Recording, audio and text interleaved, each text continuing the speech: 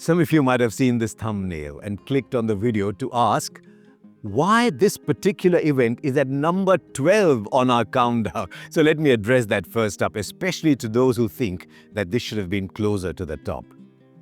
The exercise that we're doing here is to make a countdown of events that changed Indian cricket. And when we talk of change and impact, it's much easier to gauge those things when you're at a certain distance from the event, when some time has passed.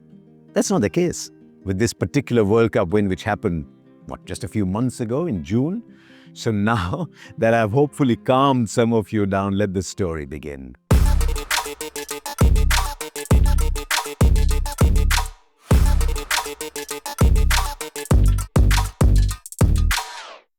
As we've discussed in the last few episodes, Indian cricket knows a thing or two about waiting.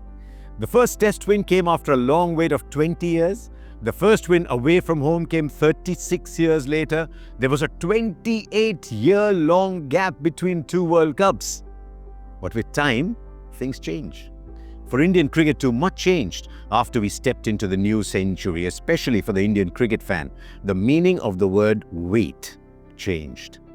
After 3 ICC trophies in a span of 6 years, Indian fans wanted more. And to be fair, it wasn't a wrong ask either. The IPL had introduced many to the immense talent that Indian cricket had. India also had the richest board and an enviable cricketing infrastructure in place. And of course, the playing 11 was always stacked with one champion cricketer after another. It even reflected in the fact that they entered most of the ICC tournaments in the last decades as favourites and even performed like that until the knockout stages. But somewhere, that final hurdle couldn't be crossed. It began with the 2014 T20 World Cup and continued till the 2023 50-over World Cup at home. Possibly the most painful of them all, no? And all of this made the wait of 11 years between 2013 and 2024 seem way longer than it actually was.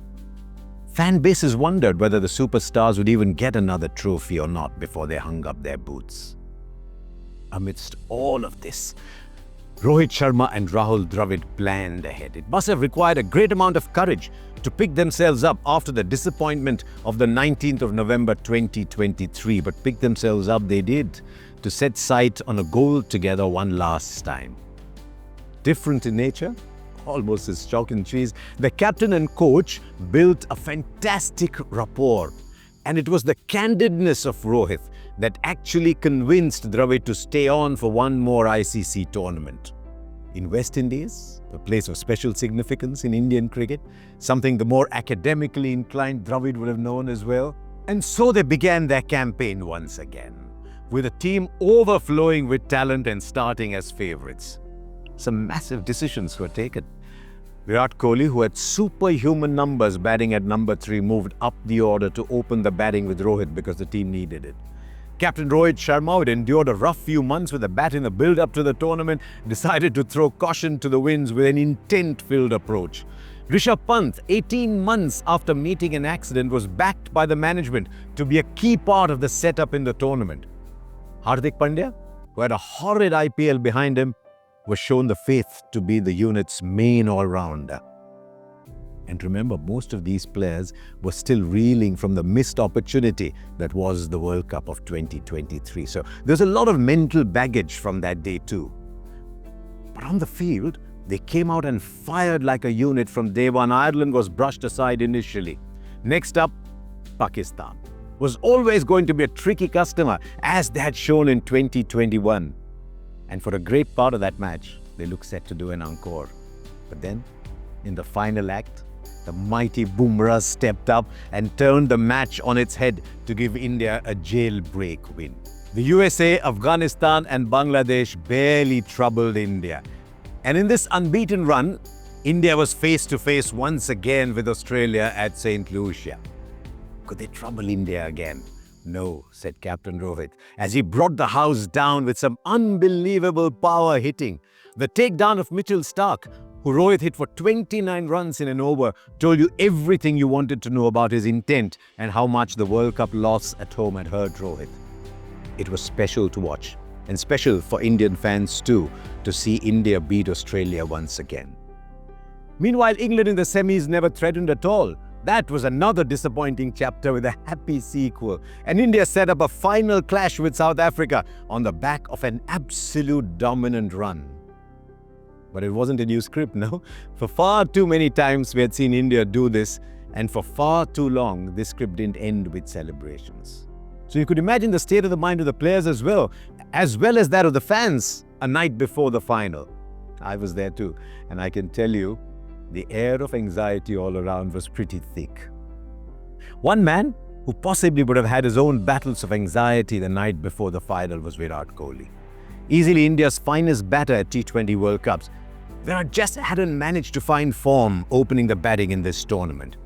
The next morning when he stepped onto the field, he channeled all his determination to play a knock that didn't exactly come out of Virat's textbook of T20I blockbusters, but gave the team just what they needed when wickets were falling around him. Those were 76 runs of a genius who quickly realized that today wasn't the day to show the world that he was a genius. Today was a day to fight it out and to do a job for the team. But truth be told, and I'm sure you remember well, it still looked South Africa's game when the equation came down to 30 of 30 with two set batters. But once again, the genius of Jasprit Bumrah, who had another jailbreak card up his sleeve somewhere. Then with Arshdeep Singh and Hardik Pandya, not to forget that catch by Surya Kumar Yadav, and it ended India's wait in Barbados. The emotions that overflowed in Barbados and then in Mumbai, the pictures of which I'm sure you must have seen 100 times, showed how long those 11 years were. To see the child emerge in grown men, one of them 50 years old, and to see the disappointment on the faces of some fine South African cricketers was a reminder of how sport can take you across such different journeys. Quiz time, as always at the end of our episodes.